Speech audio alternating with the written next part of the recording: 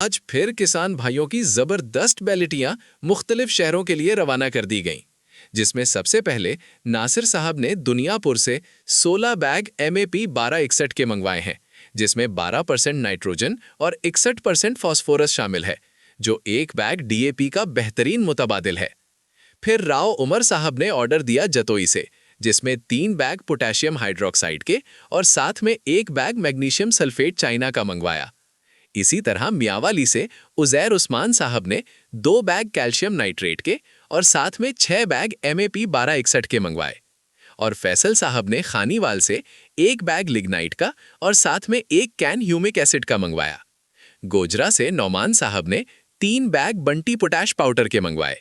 और आखिर में मर्दान से हामिद खान साहब 1 बैग बोरान 15% का मंगवाया। तो आप भी अपनी फसल के लिए बेहतरीन खाद और स्प्रे लेना चाहते हैं तो आज ही हमसे राब्ता करें। क्वालिटी भी रिजल्ट भी सिर्फ हमारे पास।